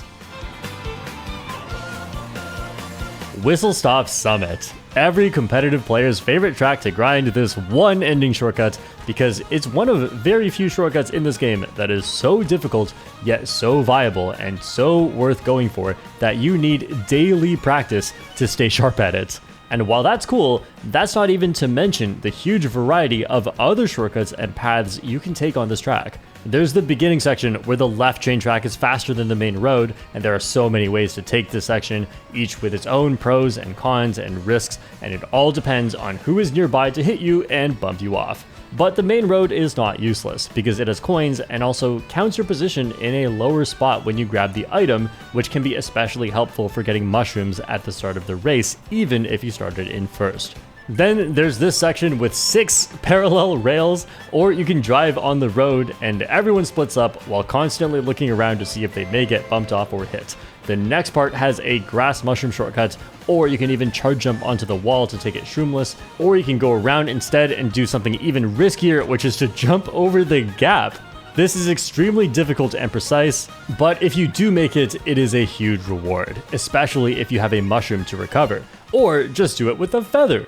Yup, the feather is actually amazing on this track, not only for this, but also because you can do the ending shortcut risk-free with a feather. But I'm getting ahead of myself, because if you take the fastest rail at the end, you risk getting hit or bumped, and you don't even get an item. So there are multiple other paths you can take where you can get an item or do multiple little shortcuts with mushrooms leading into the final shortcut. There are so many decisions to be made on this track, and the skill ceiling is incredibly high because each decision you make can have catastrophic consequences if you choose wrong. Plus, the techniques you have to pull off to win are just really tough. But it still feels fair, because the rewarding options are difficult and the risks you take are quite clear to see.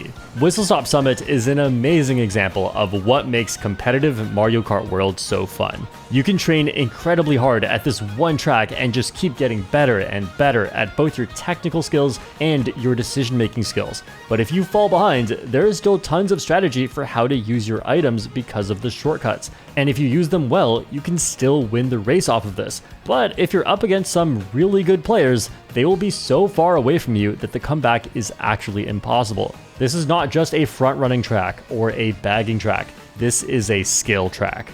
It's not just a hard track to drive, you need to know when to put your advanced techniques away and play it safe. Maybe Desert Hills is a casual party game, but Whistle Stop Summit is a high-level competitive game. Well, if you want it to be. It's also easy enough that any beginner can play it just fine on their first try, and that's what Nintendo does so well in a lot of their games.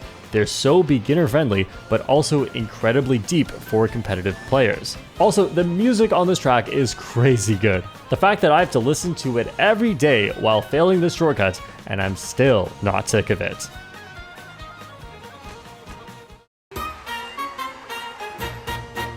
I think at this point, the most iconic track in Mario Kart World is Great Question Block Ruins, or Great Block Ruins, or Great Question Mark Block Ruins, or Great Britain, whatever you want to call it. This track has the shortcut that made everybody and their parents wet their pants the first few weeks of playing this game. And the best part is, it's not even that hard to do. I taught 2 of my friends how to do this shortcut on their very first day of playing, and they could get it semi-consistently within an hour. This shortcut is so fun, and it's the perfect centerpiece to this track. The whole track is just beautiful, from the golden panels and rails to the clouds and the bit of foliage. This definitely lives up to the ancient ruins theme, and it is exactly what Dino Jungle was missing. I'm so glad that the open world concept did not take away from this track, and the solution for this was honestly really simple. They just put this track in the sky, and it requires a cannon glider to get to and from it. Whenever you play an intermission track involving Great Question Block Ruins, it's just a cannon glider to get to and from it. Like, this place really is separate from the rest of the open world. It's as separate as Rainbow Road is, and the visual design really benefits from that. Like, it's not a surprise that this and Rainbow Road are 2 of the most beautiful tracks in the game, right? They did not conform to the open world design. And from the first time that I saw Great Question Block Ruins in the trailer for this game, I was already saying that this would be my favorite track. And turns out, it's not. But it's close. All of the shortcuts are very fun and satisfying to take, especially this huge one at the start. There are multiple ways to take it that have a different amount of risk, and you can choose to take an item before it or not, and consider the risks of doing so because that affects your position going into where you can get bumped off of the rail, and that would be catastrophic. In fact, there are a lot of catastrophic things that can happen to you on this track, which I think is okay, because it's just high risk, high reward strategies that are not part of the main road. And this helps to spread everyone apart, so the race doesn't feel too chaotic.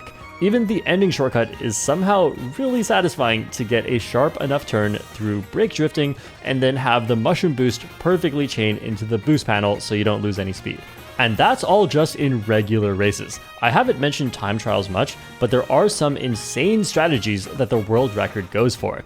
There's this little inner wall ride, which is way faster than taking the turn with the drift, and you can finish off the ending shortcut by hitting the final ring and getting more air to clip a box and barely have enough room to turn around and make it to the glider. For me personally, I'm not good enough at this one, but it's one that lots of players actually go for when racing online. This track is great. The theme of the track is perfect, the driving is immensely satisfying, the skill ceiling is high, the biggest shortcut is flashy, everyone loves it, and it's pretty much everything you can ask for from a Mario Kart track. And I think Great Question Block Ruins will go down in history as one of the most popular Mario Kart tracks. We will speak of it in the same breath as Mushroom Gorge and Mount Wario.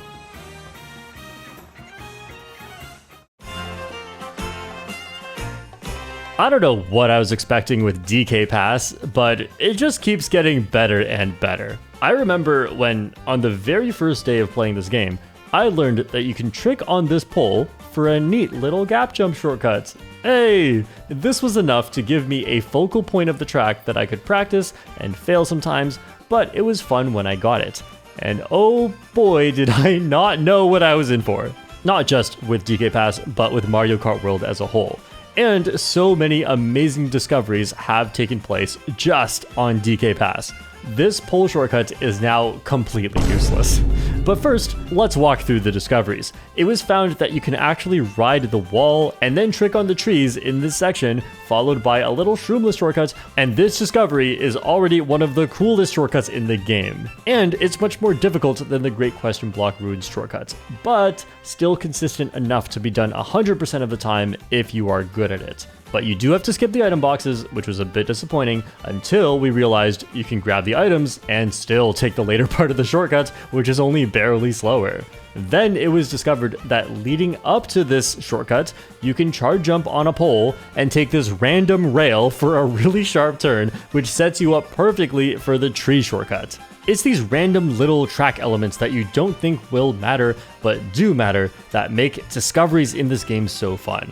But that's not all, because then it was discovered that instead of going for the pole gap jump from way earlier, you can do a precise charge jump up this wall, and if you jump off at just the right time, you land in the middle of the deep snow in a horrible line. But somehow, this is not only much faster than going around, but it also sets you up to dive off the track, and somehow this is also faster, which means we're not even going for that charge jump to the top of the building anymore. But you still can. Each presents its own risks, and all of this is without a mushroom. If you have mushrooms, you have the option to do all of these and save your mushrooms, or you can do mushroom shortcuts over any of these sections. And this is exactly what I wanted, because remember how I was talking about tracks like Acorn Heights, or Airship Fortress, or Guy Bazaar, where if you're locked out of the fun path, or it's just not worth taking the fun path for some reason, then your experience of that track is greatly diminished. But DK Pass is just always fun for the entire time, no matter what you're doing, as long as you know what you are doing. And then there's the ending shortcut, which is such a common theme in Mario Kart tracks, a single mushroom ending shortcut. But there's a really cool uniqueness to how it works on DK Pass. Should you save your mushroom for the ending and do everything else shroomless? Or should you use your mushrooms earlier and hope you get more? Well, it depends on how much of a comeback you're trying to make, how probable it is to get an item depending on your distance to first and your current position, and how safe is it to make each of these choices. Do you want the chance at defense or attack items? The ending shortcut is the only one that you actually need a specific item for, while everything else is just up to your own imagination and skill. And as mentioned earlier, I like when there is an important mushroom shortcut, as this raises the strategy on the track, and items aren't just something you throw out, but you really have to consider the purpose of each item and how that affects your entire race. Even having defensive items becomes a risk, because that means you won't have a mushroom. DK Pass also has a severe lack of straight lines, which makes each section of the track feel unique and challenging. And while there are rails on this track, you don't really take them that often. But even when you do, they are short and don't present the same complexity or risks as other tracks that are full of rails. Like I said, I love rails, but honestly, this is fine. This is still one of the best tracks in the game because even though it lacks rails, it's just great at what it does, especially in utilizing walls and drifting and the way you need to manage items through shortcuts. Back in Mario Kart DS, DK Pass was a really good track, but now it is phenomenal. And it's not because Nintendo made a faithful recreation of that track. This track is good because they took note of what makes Mario Kart World special and then redesigned DK Pass to show you why this game is so special.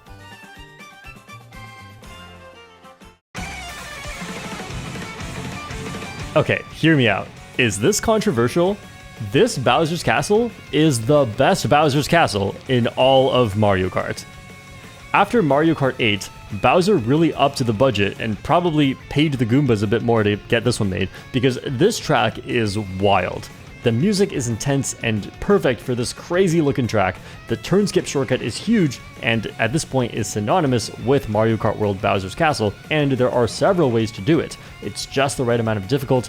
Then the cannon glider looks stunning in the trailers, it still looks stunning. The whole track takes advantage of walls, rails, and trickable objects. The speed boosted section feels perfect, the lava textures are beautiful and you get to drive in it, and the fireballs falling out of the sky that can actually hit you, they really help to tie together the whole theme of this track. Racing on this track is difficult, it is exciting, and the pack spreads really far apart. But you're never really out of it. Because of the huge shortcuts, you can get insane breakaways in first, but also a well-timed shock or an unlucky blue shell can send you all the way back down again. And this is something I've been thinking about for a while, but designing the difficulty of a shortcut really is an art that is tough to get just right. When a shortcut has just the right amount of difficulty, it makes the game more fun, right? This beginning shortcut is so fun to get, and it is easy enough to learn, but it's difficult enough that you will still fail it sometimes. And that's what really adds the thrill to taking the shortcut on this track. And it is also risky, as you can get bumped off the rail, but the risks are apparent, and that makes it feel fair and is something that you can plan around. If you're good at planning that, then you can take the shortcut on every single lap. Especially because on top of that, there is a relatively easy and safer version of the shortcut that is slower, but there is also a riskier version that is faster. Isn't that perfect? Perfectly balanced, as all things should be. And you can even use that riskier version of the shortcut as a backup plan if you fail the regular shortcut. I mean, at this point in my brain, it's very clear cut what all of these are for and when I go for each one, but you can see the complexity in learning this track. It's not as simple as big shortcut big, I go fast, right? There's a lot of stuff you have to think about. And to top it all off, it's not even punishing if you fail this shortcut, since the respawn is very generous, and you are not completely out of the race just because you failed the risky and mandatory shortcut. That would make the track very frustrating. Good thing the respawn is good. Then there's this wall shortcut after the glider, and there are technically 3 paths here if you count the regular road and the bit of lava shortcut. Then the world record goes for this insane pole trick wall ride shortcut, which is definitely not worth going for in real races unless you're insane, but it is there. Both lava shortcuts around this part look pretty straightforward, but because of the speed boost and the sharp turn and the lava physics, they're actually just challenging enough to make them quite satisfying. And honestly, I can see why this is the most popular track in the whole game. Like, it's not even close. I regularly play 4 race GPs where the tracks are selected based on votes, and we get Bowser's Castle twice. Not always, not to the point where it's annoying, but it happens sometimes. And it doesn't happen with any other track, especially not Peach Beach. I'm starting to think Peach is intentionally getting taken by Bowser because her tracks are just so lame in comparison. Oh, and by the way, this is also the track that I've backed into the finish line the most often. This is payback for everyone constantly picking this track. I will style on you, you will feel bad, and I will laugh.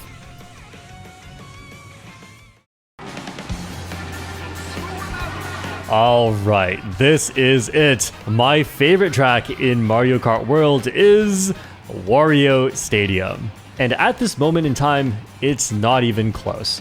This tier of tracks is called perfect, but the only one I can really say is actually perfect in pretty much every single aspect that I really care about is Wario Stadium. Every compliment I've given to any other track so far is true about Wario Stadium. Okay, I guess it's not the most beautiful track out there, but it looks as good as it's going to get for being Wario Stadium. Okay, the music is pretty good, but not amazing either. Okay, but it doesn't matter because those are good enough. And the actual racing is where Wario Stadium annihilates every other track. So let's just talk about the very beginning of the race. Like, yeah, lap 1, the first few seconds of the race.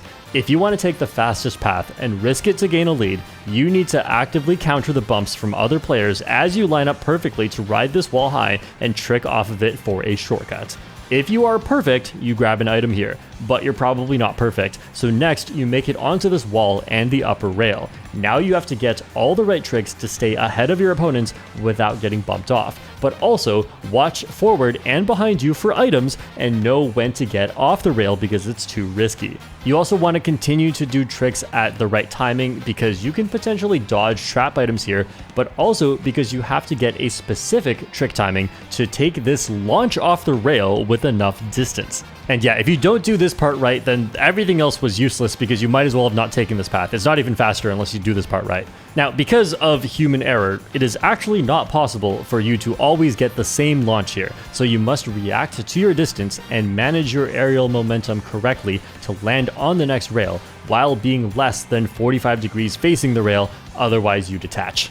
Then you could either go for a right trick that skips the items and is much faster, or slow down to get the items. But that's just one thing you could have done. Let's go back to the start. If you even make it onto the first rail, you can also intentionally slow down and not take the shortcut so that you can get an item at the first item box, which sounds nice, but now you risk having everyone else closer to you and bumping you off on the next rail. But even once you're on this next rail, you can skip tricks on here to intentionally slow down to avoid bumps and trails. It all depends on where everyone else is. Or you can go for an entirely different strategy from the start and just go around the beginning turn and then use the other wall on the left to help you reduce airtime so you can go faster. This also puts you on the bottom path to grab some more coins so you can be faster later, maybe that's worth it, and then you can also get a double item box very soon. Now, which strategy is better? It depends on everything. Let's keep going, shall we? Then after the trick bump section, there are several paths you can take here. The best path, if you can take it, is to charge jump and align for this coin on the right to give you just enough speed to make it up to the top rail, which is significantly faster than going around, but also very difficult to pull off successfully. If you fail it, it looks like this, and it is horrible.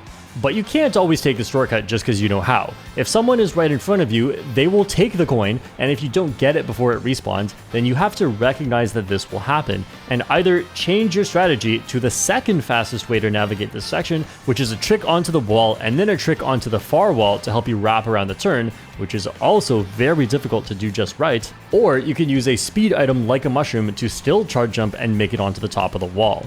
But watch out for banana traps up here because it is a dangerous rail. If you have a mushroom and want to play it safe, you can always take the lower path and just mushroom around. Or just take the lower path in general to avoid everyone else's stuff. Or you can take the left path up to the top for the most coins and get extra tricks to be a little bit faster.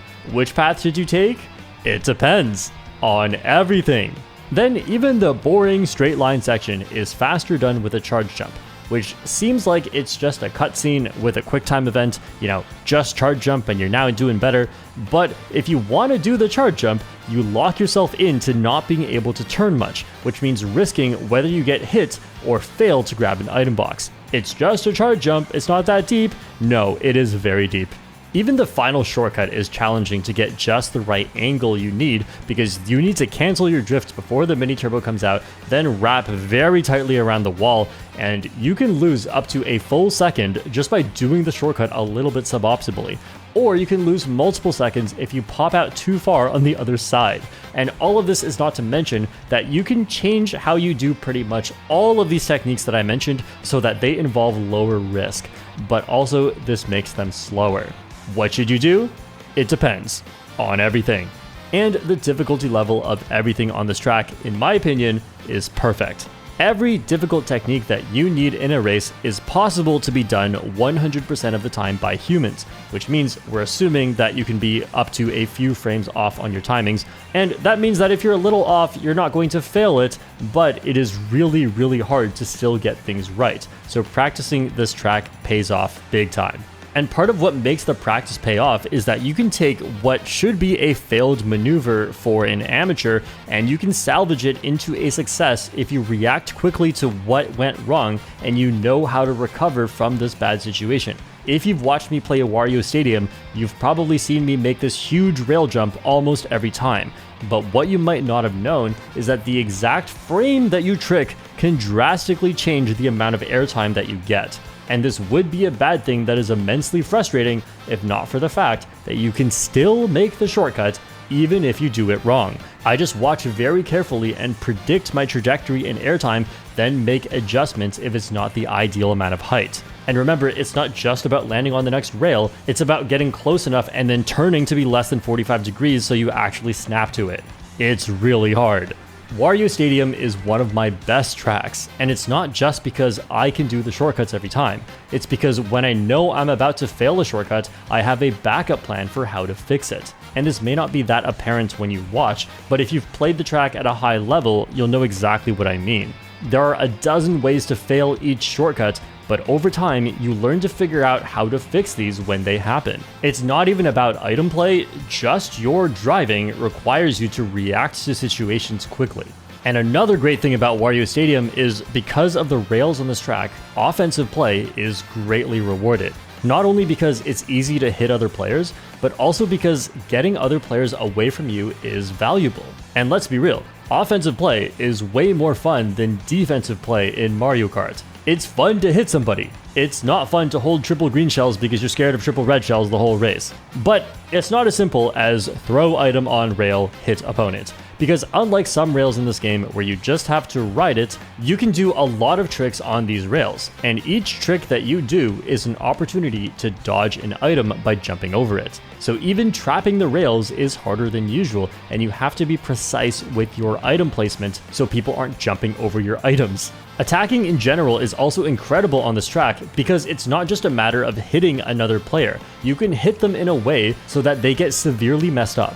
For example, tossing a red shell at someone right before the charge jump shortcut. Now you can't charge jump, so I just made you lose several seconds from one red shell. Same goes for the entrance to the ending shortcut. Getting hit here is disastrous, as you need some speed to turn around and correct your line. So trying to hit players here is more rewarding than trying to hit players in other spots. And speaking of the ending shortcut, this shortcut is the only crucial mushroom spot on the track. So much like other tracks that I have already talked at length about why this is a good thing, the existence of this shortcut really enhances item strategy.